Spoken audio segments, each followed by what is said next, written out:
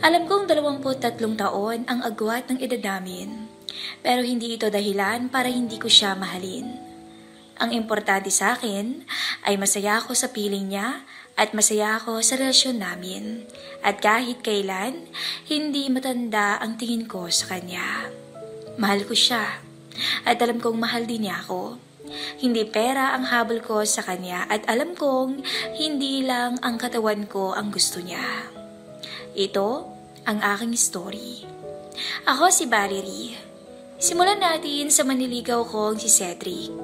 Isang anak mayaman na gwapo, matipuno at masasabi kong siya ay isang tipo na man of her dreams. Sa edad niyang 22 ay may pinangahawakan na siyang sariling negosyo. Pamana sa kanya ng mga magulang niya.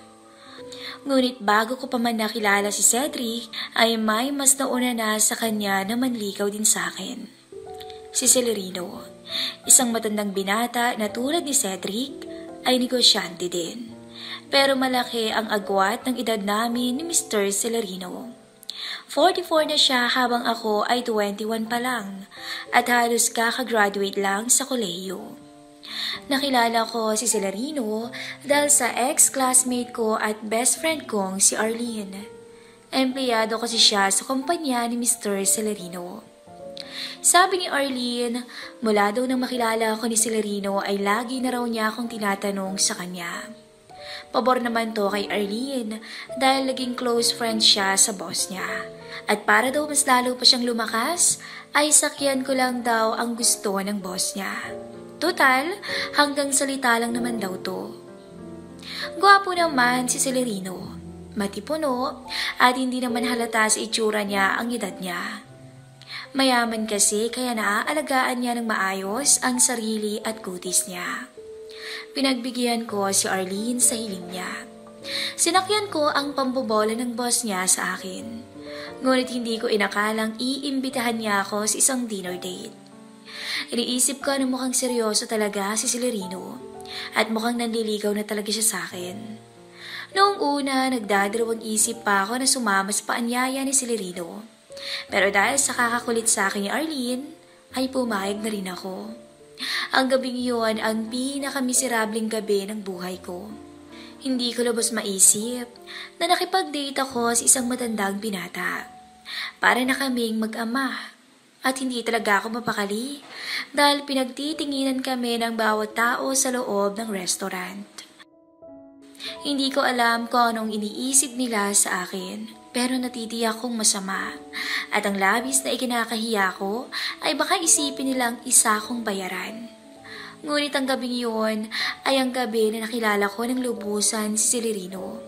Heart to heart, ika nga. Nalaman ko kung gaano siya kabuting tao. Mabait siya at may respeto talaga sa ibang tao. At sa mga mata niya at sa mga salita niya ay nakikita ko ang sinseridad ng kanyang mga sinasabi. Hindi ko maintindihan kung bakit nawala na lang bigla ang pagkahiya ko sa ibang taong nakatingin sa amin. Tila ba mas naging confident pa ako dahil ang kasama kong lalaki ay isang tunay na edukado na daig pa ang ibang kabataan ngayon. Doon na nabuo ang pagtingin ko kay Celerino.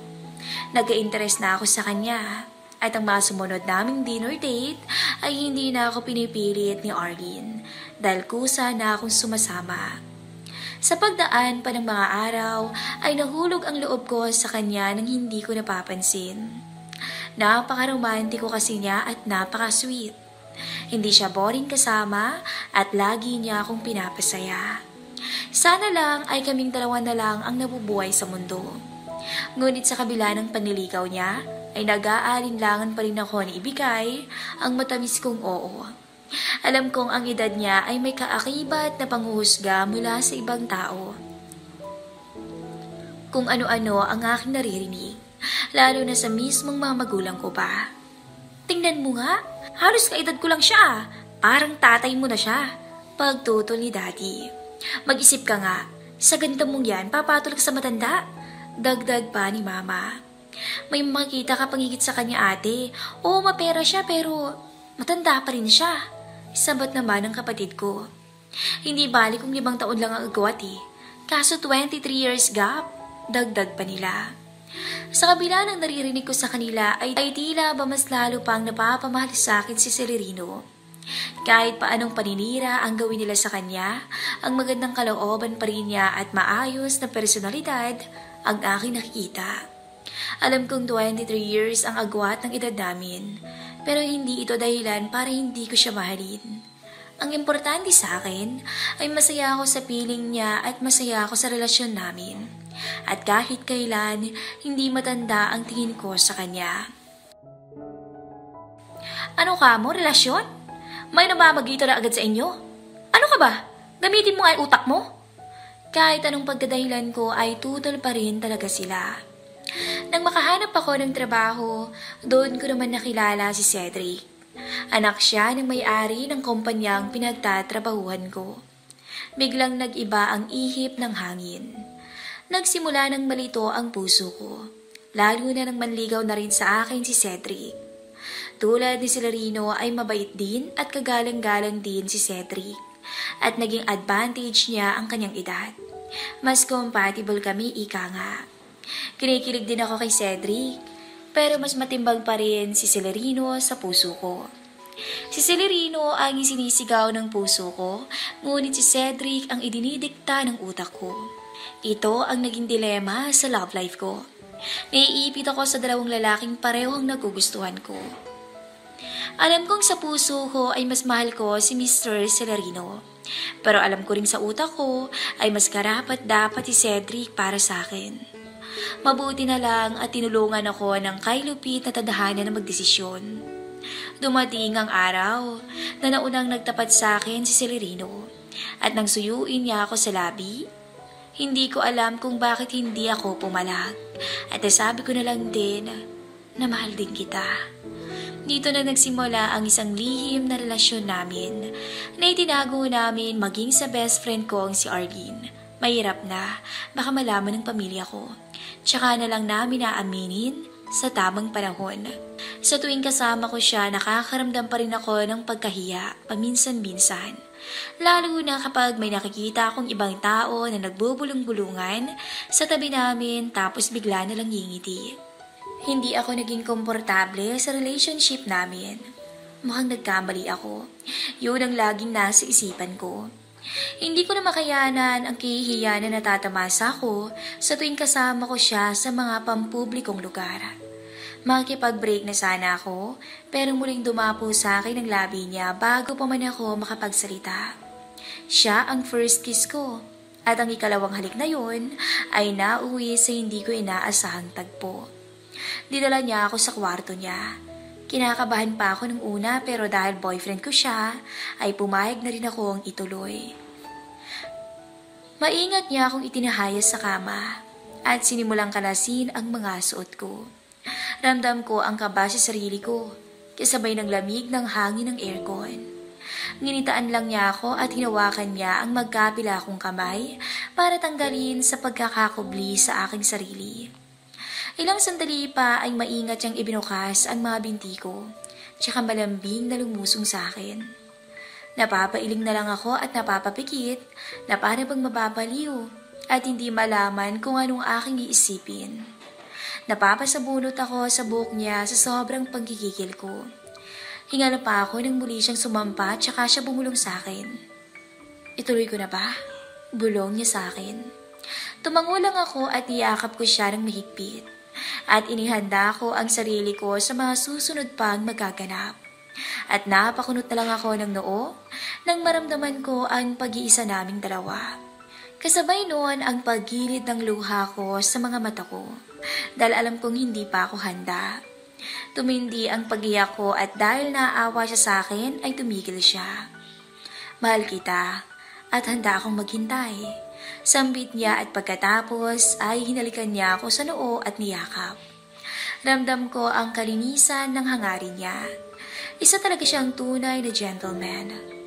Ngunit kahit gaano pa siya ka-ideal man, ay hindi ko talaga makayanan ang pangangantsaw ng iba. Kahit palagi akong sinasabihan ni Arlene na wala akong dapat ikahiya at kung tutuusin ay maswerte ako.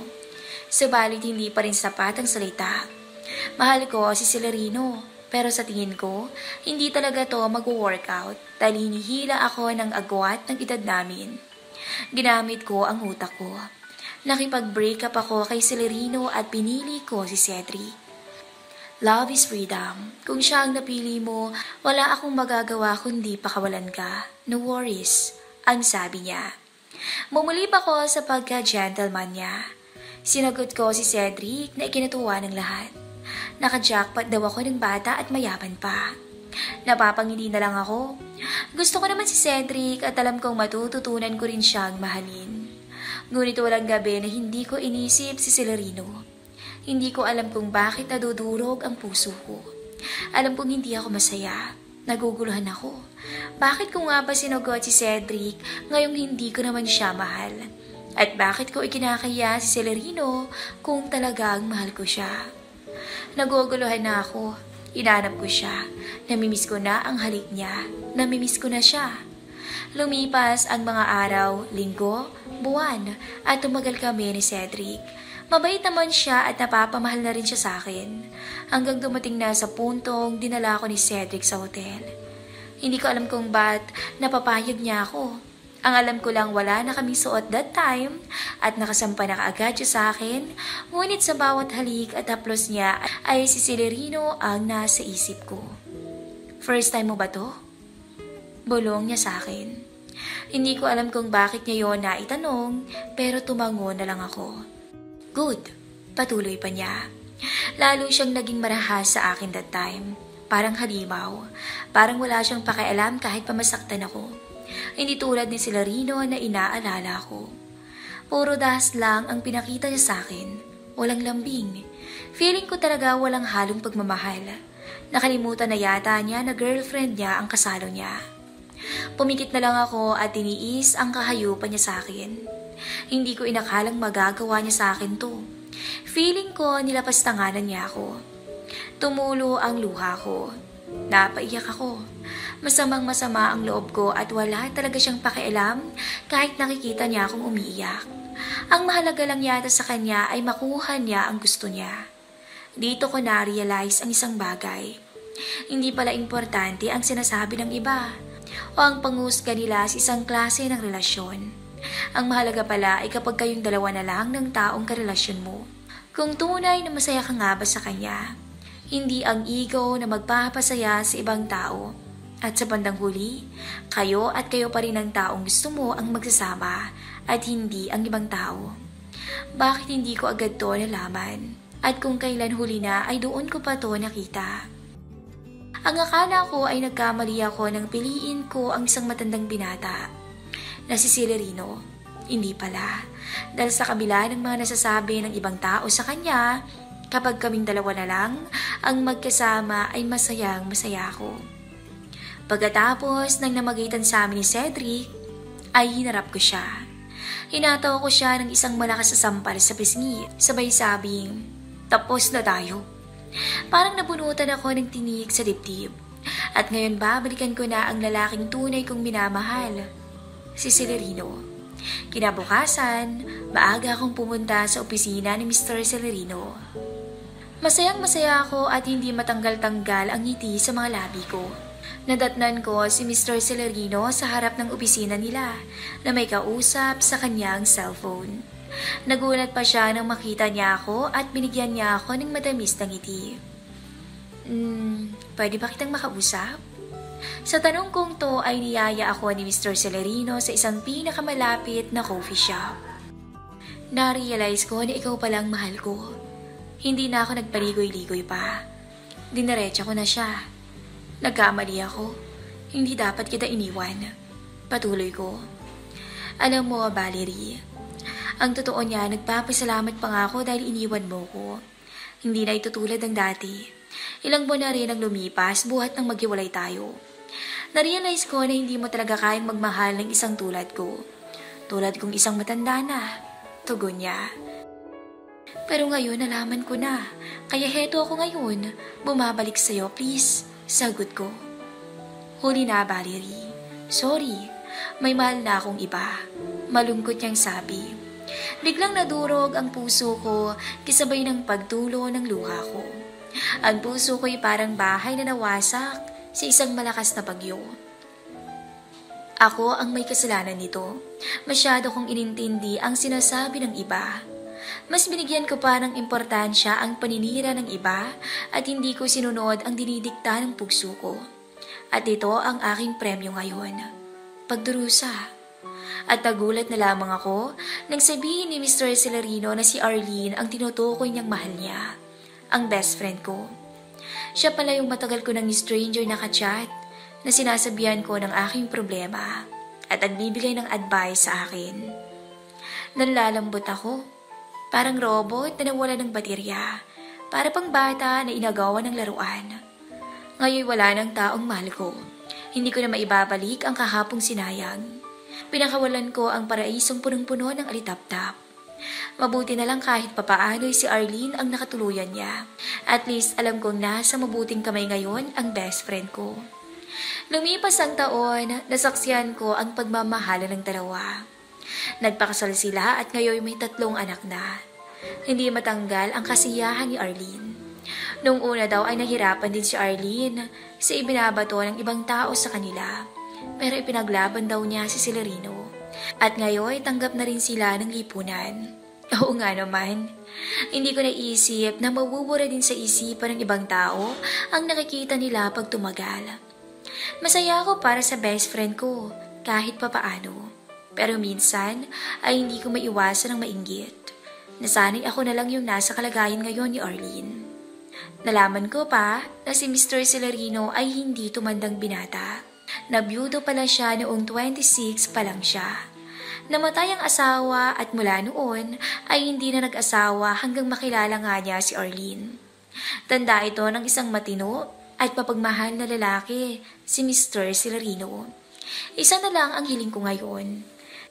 Sana'y may isang tao pa na gaya ni Arlene. Isang tao na kayang magmahal ng isang babaeng tulad kong matandang dalaga. Dito na po nagtatapos ang kwento ni Valerie. Sana ay nagustuhan niyo. Kinabukasan, narinig kong bumukas ang pintuan ng kwarto nila Julie. Kaya nagmamadali akong isara ang pintuan ko para hindi nila ako maabutan sa hallway. Pero nung malapit na ako sa pinto nila, bigla akong napatigil nung lumabas si Julie. Nagkatinginan kaming dalawa na tila may namagitan sa aming dalawa kagabi. Alis na ako, love. Paalam ni Jason sa kanya. O Dan, alis ka na rin? Tanong ni Jason sa akin. Ha? Oo, alis na ako. Sagot ko sa kanya at umiwas ako ng tingin kay Julie.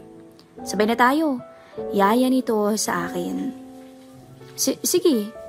Ngumiti na lang ako sa misis niyang si Julie at unang bumaba si Jason. Nung bababa na ako, biglang sumunod sa akin si Julie. At nung nilingon ko siya, nakita akong nakatingin lang siya sa akin at minitian niya ako. Kinausap ako ni Jason habang naglalakad kami papunta sa sasakyan. Pero hindi ko naririnig kung ano ang sinasabi niya dahil sa kakaisip ko sa magandang misis niya at sa nangyari kagabi. Mauna na ako, Dan, ha? Hoy, sabi ni Jason, kaya natauhan ako. Ha? Sige, ingat. Ingat ka. Sabi ko at nakita kong umiling siya. Lasing ka pa siguro. Ingat ka na lang, ha? Sabi niya sa akin at sumakay na siya ng jeep. Sige, ingat din. Balik ko ulit sa kanya at sumakay na rin ako ng jeep papunta ng university. Wala ako sa sarili nung gabing nasa work ako. Parang nasa ibang planeta ang isipan ko. Tinawag tuloy ako ng manager ko dahil nahalata niyang wala ako sa sarili. Dahil nakatayo lang ako habang gumagalaw ang kamay ko sa pagpupunas ng mesa. Gaya ng dati, mag-aalas 11:30 na ng gabi noong dumating ako sa bahay. At kita kong patay ng ilaw sa loob. Pumunta muna ako ng kusina para ilagay ang manok sa ref at nag-CR na rin ako bago umakyat sa room ko. Nakiramdam ako nung nasa harap na ako ng pintuan ni na Jason at Julie. Wala yatang aksyon ngayon na. Sabi ko sa sarili ko at nagtungo na ako sa silid ko. Nakapagpalit na ako ng pambahay noong narinig ko ang ring ng cellphone sa kabilang room.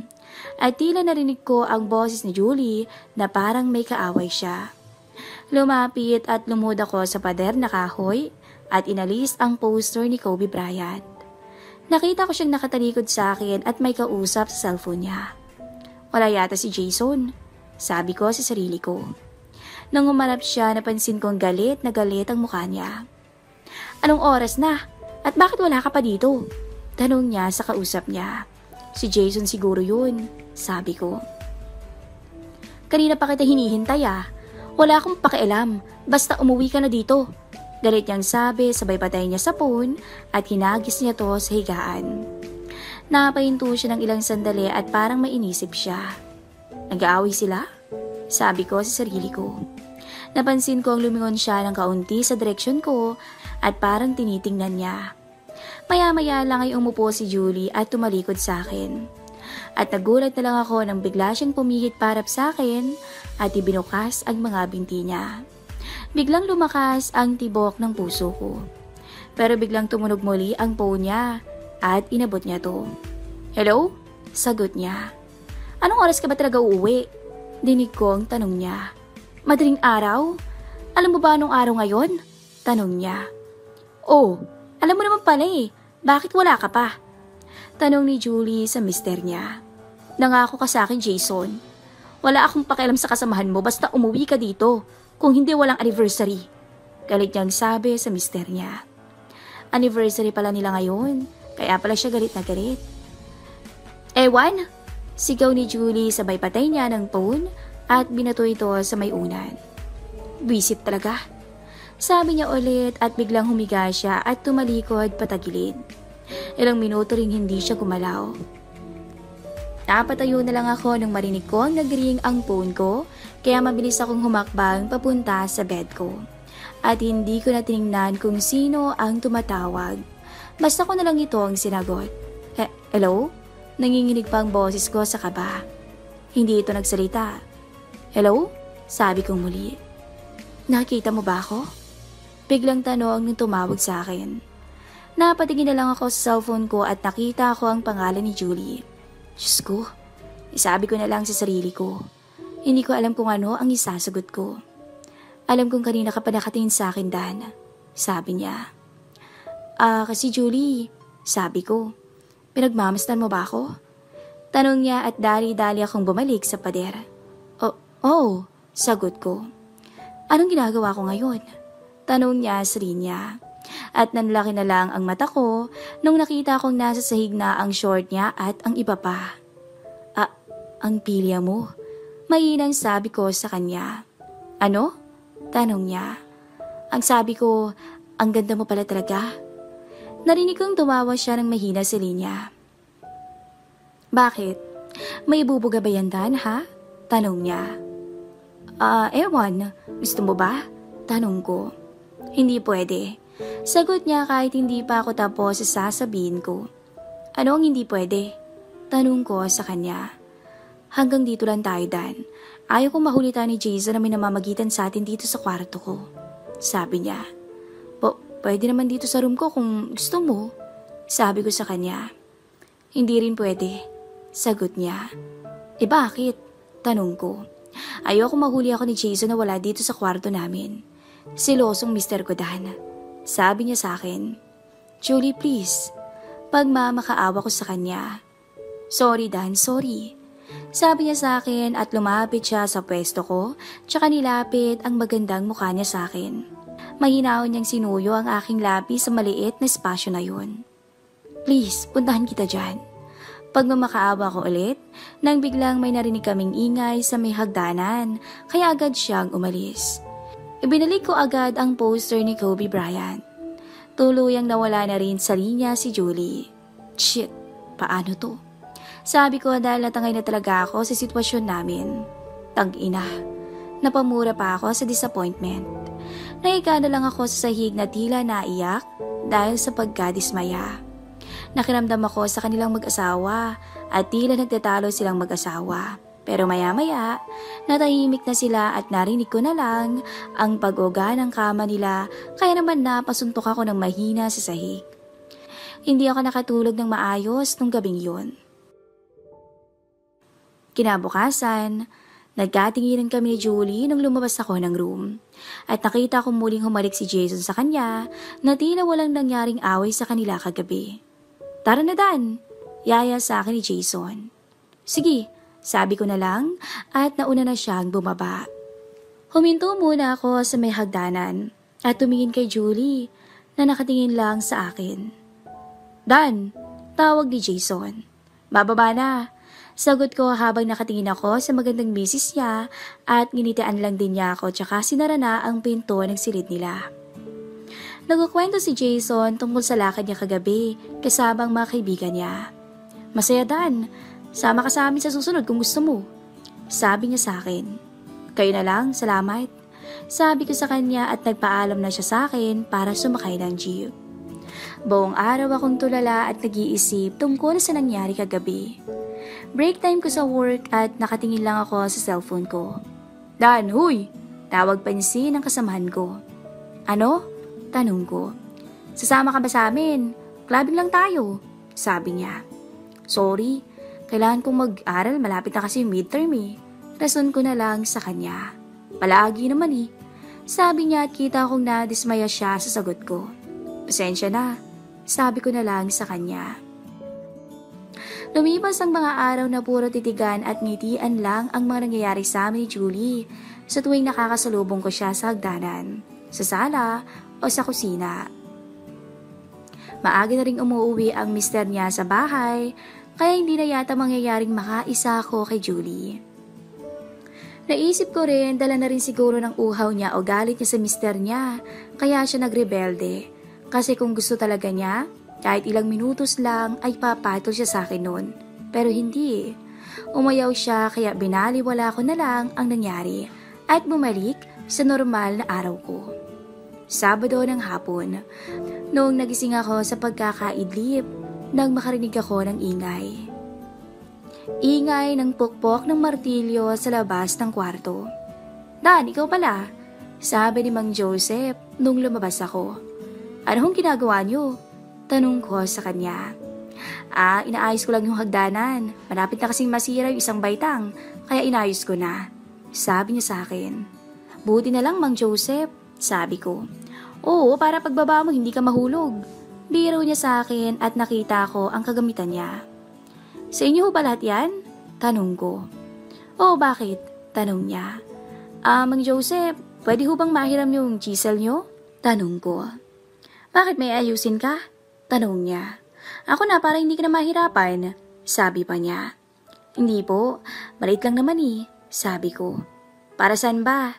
Tanong niya. Yung kama ko ho kasi, medyo may nakausling kahoy. Sabi ko sa kanya. Okay, sige. Sabi niya. Ibabalik ko agad sa inyo to mamaya. Sabi ko ulit.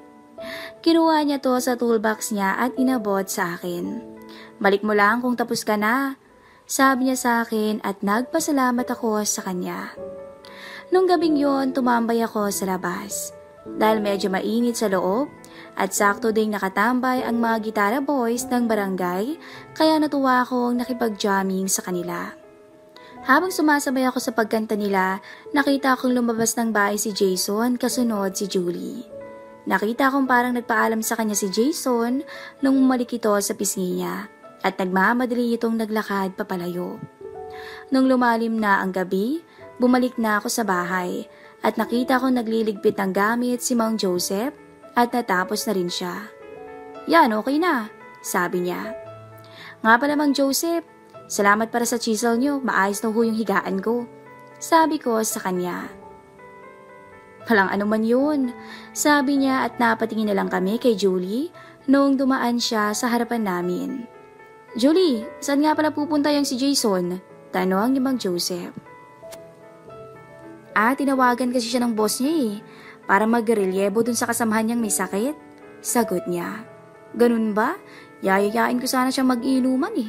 Sabi pa ni Mang Joseph. Bukas nang uwi noon. Sabi ni Julie habang nakatingin siya sa akin. Sige po Mang Joseph, akita po ako sa taas. Sabi niya at tumingin ulit siya sa akin. Sige, magpapahinga na rin ako, sabi ni Mang Joseph at nagpaalam na rin ako kay Mang Joseph at sumunod ako kay Julie paakyat ng hagdanan. Huminto ako sa may tuktok nung nasa may pintuan na si Julie ng kwarto nila. At tumingin ako sa baba, tsaka ako tumingin sa kanya. Julie, sabi ko nung papalapit ako sa kanya, nang bigla niyang iniharang ang isang kamay niya at itinulak ako ng mahina palayo sa pintuan. Sorry, hindi talaga pwede.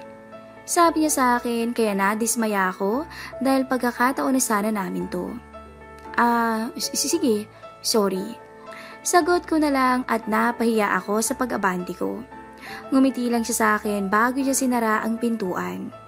Naiwan akong nakatingin lang sa pintuan nila. Humiga na ako pagkatapos kong makapasok sa room habang nakatingin lang sa kisame. At iniisip na baka dala lang siguro ng galit niya yung nangyaring kiss na yun, kaya nagawa niya yun noon. Napahay na lang ako at sinet ang alarm ng cellphone ko para bukas at natulog na ako.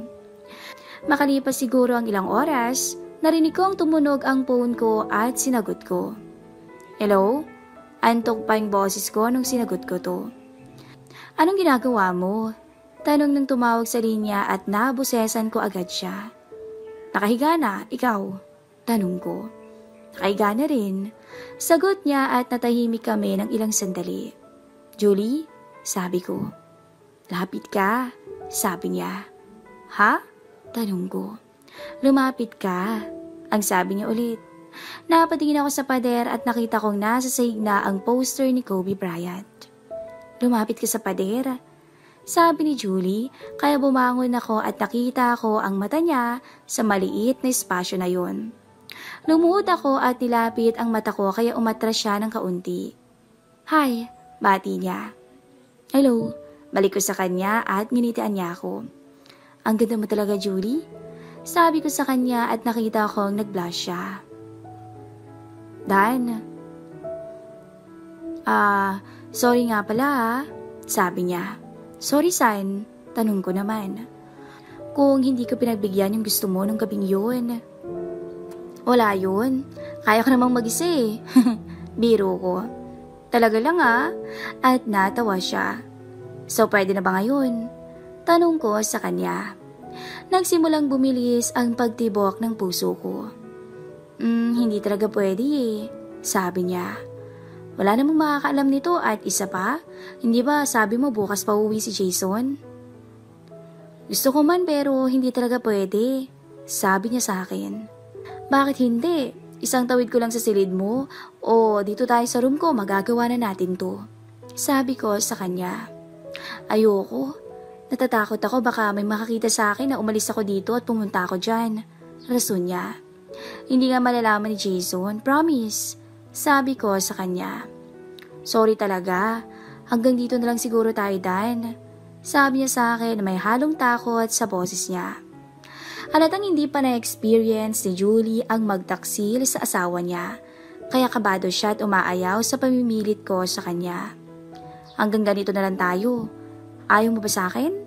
Tanong ko sa kanya. Gusto ko pero ayaw kong umalis dito, ang sabi niya. Kung ganon, hindi mo kailangang umalis dyan, Julie. Sabi ko sa kanya na ikinatigil niya bigla. Anong ibig mo sabihin? Takang tanong niya. May solusyon dyan. Sabi ko sabay off ko ng call at inilagay ang cellphone sa sahig ko. Dan, narinig ko siya sa kabila at nagulat na lang siya nung binaklas ko ang isang maliit na parte ng pader. Sa puntong yon, hinayaan naming pakawalan ang nararamdaman namin sa isa't isa. Tuluyan na nga kaming nahulog sa kumunoy at nagkasala. Halata ang pagkauhaw naming dalawa. Kahit rinig ang pag-uga ng pader, ay wala kaming pakialam sa mga oras na yun dahil na rin sa gigil na gigil kami sa isa't isa. Ilang sandali pa ay hingal nga kami pareho at walang imikan nang marating namin ang rurok. Napatingin siya sa akin at nginitian ko lang siya. Doon lang namin na-realize ang pagsira ko sa pader. Paano to, Dan? Sabi niya sa akin. Sorry, sabi ko na lang. Well, okay lang yun. May oras pa naman para ayusin to sabi niya ulit sa akin. Nagkatinginan kaming dalawa at hinaplos niya ang karang pisngi ko. Salamat sabi niya. Saan? Sa experience, Sabi niya. Experience lang ba talaga to? Tanong ko sa kanya nang ngumiti siya. Nilapit niya ang mukha niya sa akin at malambing niya ako ang hinalikan. Dan? Sabi niya. Yup, tanong ko. Sa susunod ulit ah? Sa susunod ulit ah? Napangiti na lang ako sa sinabi niya. Anytime, sagot ko. Nung gabing yun, naghanap ako ng paraan para maayos ang nasira ko. Dahil hindi ito madaling itago kung tatakpan lang to ng poster. Kaya nakaisip ako ng paraan at buti na lang nagawan ko talaga ng paraan. Tinawagan ako ni Julie. Okay na ba? Tanong niya sa akin. Okay na sa party ko, sa'yo. Tanong ko. Okay na, sagot niya. Ano na tayo ngayon? Tanong ko kay Julie nung nakiga na ako at nakatingala sa kisame. Hindi ko alam, sagot niya. Ganon? Tanong ko. Alam mong may asawa na ako, Dan. Alam ko, kinukulit lang kita, sabi ko sa kanya. Nainis naman siya pero tumawa na rin siya. Kailan ulit? Tanong ko ulit sa kanya. Natahimik na lang siya at narinig ko na lang ang katok sa pintuan ko. Binuksan ko to at nakita ko si Julie na nakapantulog at pinaba ang phone niya. Ngayon na, sabi niya sabay pasok niya sa kwarto ko at nilak niya to. At doon na nga nagsimula ang lahat. Ganun na ang naging relasyon namin ni Julie. Nakaw na sandali. Hindi kami madalas lumabas ni Julie para na rin makaiwas sa mga mata ng mga kapitbahay namin, pati na sa dalawang matandang nakatira sa baba. Nagtsatsaga kami sa espasyo na namamagitan sa silid namin. Ang munting espasyo na alam kong hindi lang naghahatid sa amin sa rurok, kundi nagbibigay kaligayahan talaga sa aming dalawa. Hindi ko masisisi si Julie kung bakit mas nahuhulog ang loob niya sa akin kaysa sa mister niya. Lagi kasi itong wala at mas inuuna pa ang barkada kaysa sa asawa. At habang tumatagal, ay lalo pa tong napapariwara. Para sa amin, wala kaming pinagsisisihan ni Julie. Siguro para talaga kami sa isa't isa. Kaya nga lang, ay sa maling panahon at maling pagkakataon lang kami nagkakilala. Hanggang dito na lang po ang ating story.